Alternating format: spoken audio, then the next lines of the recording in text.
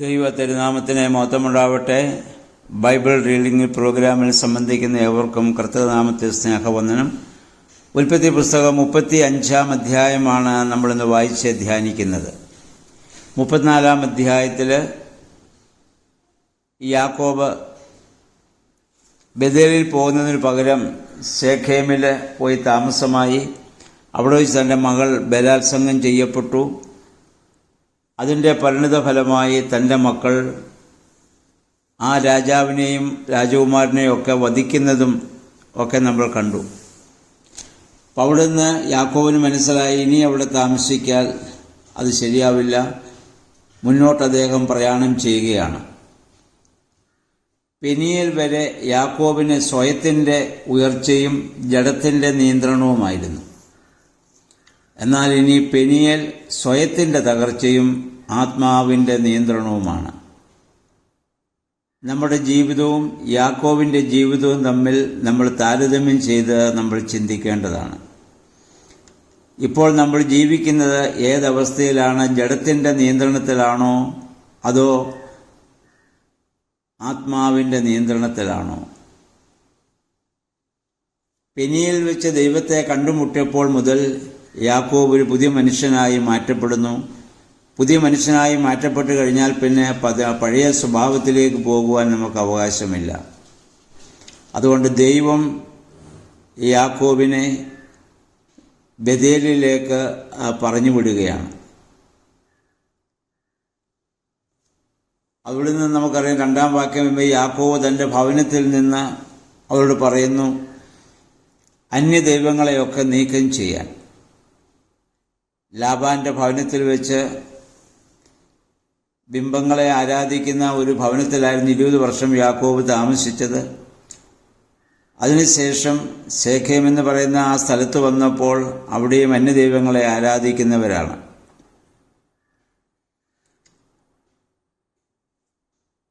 ആ അന്യദൈവങ്ങളെ ഒക്കെ അവരിൽ നിന്ന് നീക്കം ചെയ്യണം. കാരണം ഇപ്പോൾ ജീവനുള്ള ദൈവത്തെ താൻ കണ്ടെത്തിയിരിക്കുന്നു.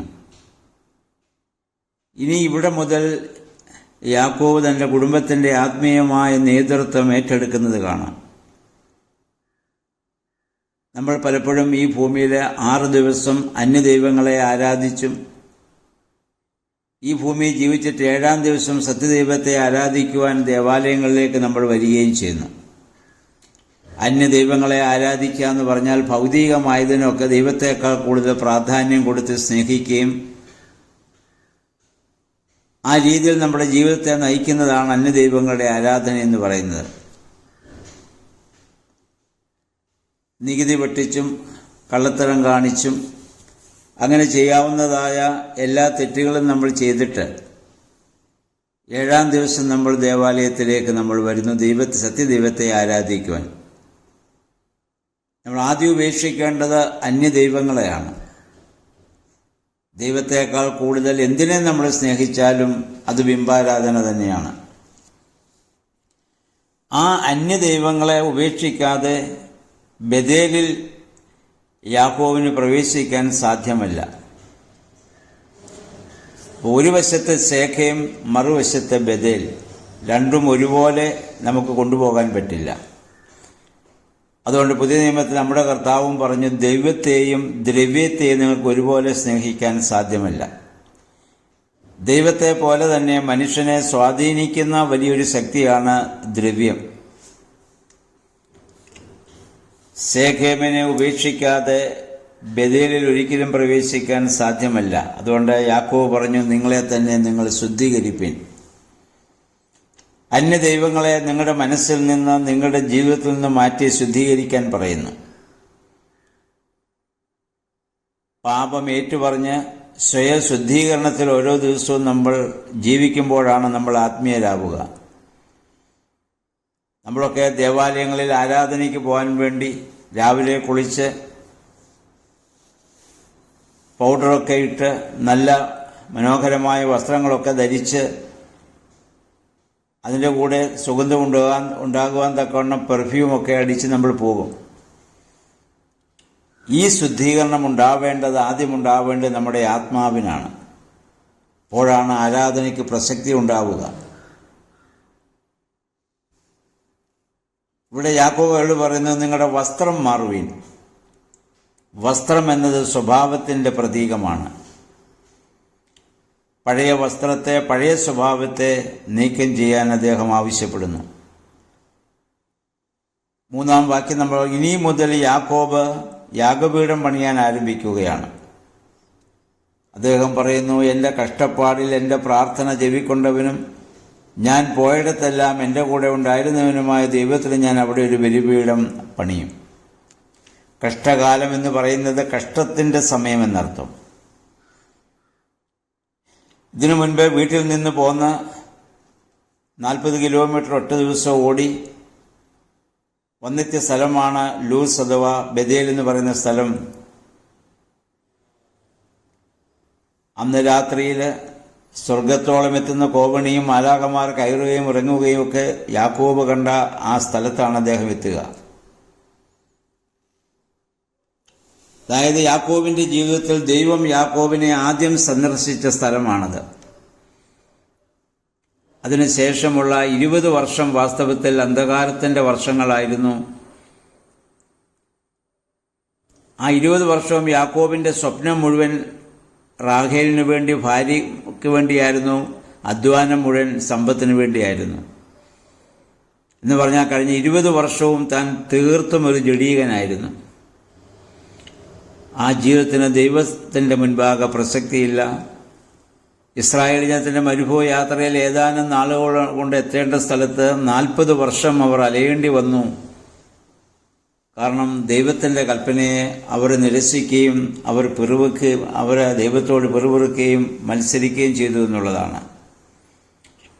4-ാം വാക്യത്തിൽ നമ്മളിവിടെ വായിക്കുന്നത്, യാക്കോബ് ആവശ്യപ്പെട്ടു, നിങ്ങളുടെ കാതുകളിലെ കുണുക്ക് ഒക്കെ നിങ്ങൾ ഊരിക്കളയണം. അപ്പോൾ ഈ വേദഭാഗം കാണിച്ചുകൊണ്ട് സ്വർണം ഉപയോഗിക്കാൻ പാടില്ല എന്ന് പറയുന്ന ആളുകളുണ്ട്. ഇവിടെ കുണുക്ക് മാത്രമേ അവരൂരി അവിടെ കുഴിച്ചിട്ടുള്ളൂ. മാലയോ മോതിരമോ വളയോ ഒന്നും അവിടെ ഊരുന്നില്ല.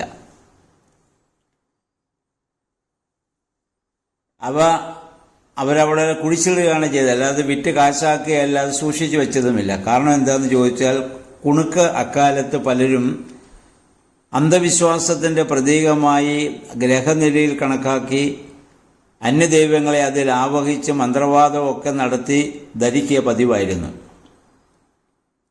അതാണ് ഊരാൻ യാക്കോബ് പറഞ്ഞത്. ആ ദൈവങ്ങളുടെ സ്ഥലത്ത് തന്നെ അതിനെ അവിടെ കുഴിച്ചിടുകയാണ്. ബഥേലിൽ സത്യദൈവത്തെ ആരാധിക്കുന്ന ബഥേലിൽ അന്യദൈവങ്ങളെ ആവഹിച്ച് ആഭരണങ്ങളുമായി പോകാൻ സാധ്യമല്ല. ആഭരണങ്ങൾ ഉപയോഗിച്ചതുകൊണ്ട് ഒരുവൻ ആത്മീയമായ നാശമോ ആത്മീയമായ വർധനവോ ഒന്നും ഉണ്ടാവില്ല. പക്ഷെ ഇത് അന്യദൈവങ്ങളെ ആവഹിച്ച് അവർ ധരിച്ചിരുന്ന ഒരു സാഹചര്യം കൊണ്ടാവാം അങ്ങനെ യാക്കോബ് പറയാൻ കാരണമായത്.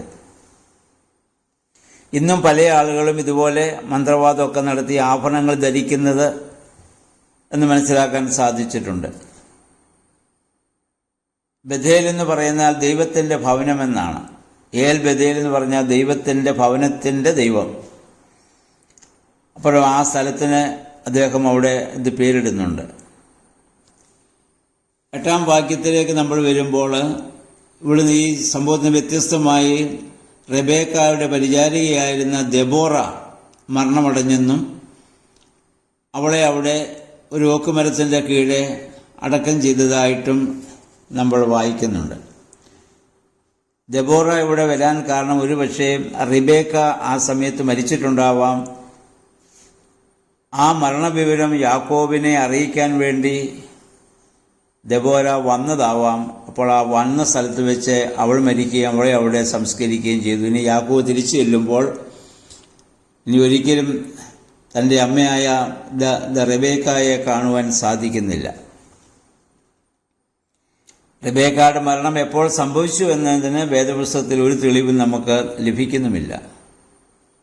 അവിടെ രാത്രി ദെബോര മരിക്കുകയും ഇവിടെ അടക്കപ്പെടുകയും ചെയ്യുന്നുണ്ട്.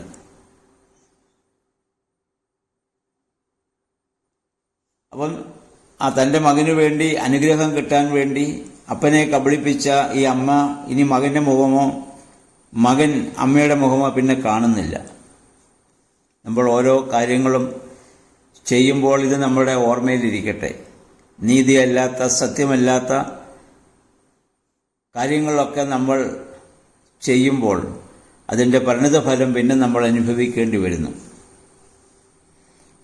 ദൈവത്തിൽ നിന്ന് ഒരു വ്യക്തി അകലുമ്പോൾ ഉണ്ടാകുന്ന പരിണിതഫലം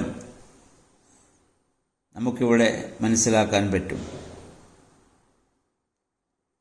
അപ്പോൾ അവിടെ ആ ബഥേലിൽ പണ്ട് ദൈവം യാക്കോബിനെ കണ്ടുമുട്ടിയ അതേ സ്ഥലത്ത് തന്നെ ദൈവം വീണ്ടും ഇവിടെ ബഥേലിൽ വെച്ച് യാക്കോബിനെ ഇവിടെ സന്ദർശിക്കുകയാണ്. എന്നിട്ട് അവനോട് നിന്റെ അപ്പൻ മാവ് കൊടുത്ത വാഗ്ദത്തമൊക്കെ ഞാൻ നിനക്ക് തരുമെന്ന് പറഞ്ഞ് അവിടെ അനുഗ്രഹിക്കുന്നുണ്ട്.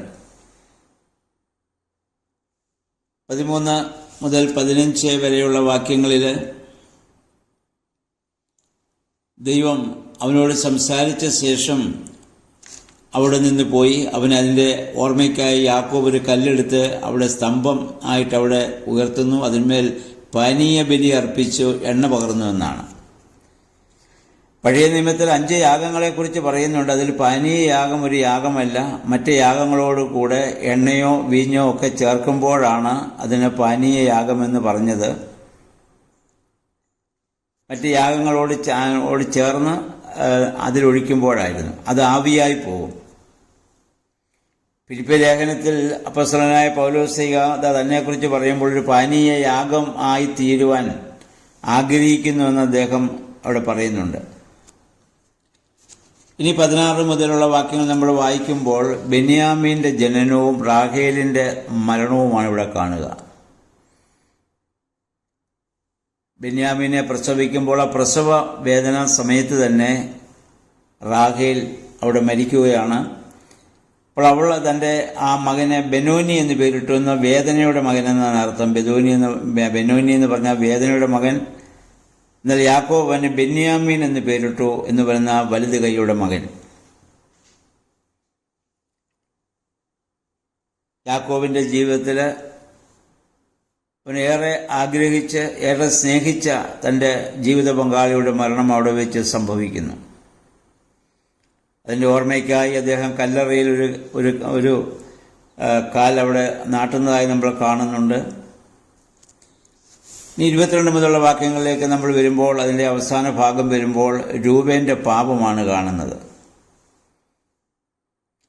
യാക്കോബിൻ്റെ മക്കളിൽ ഏറ്റവും മൂത്തയാളാണല്ലോ രൂബേൻ, ലേയിൽ ജനിച്ച ആദ്യപുത്രൻ.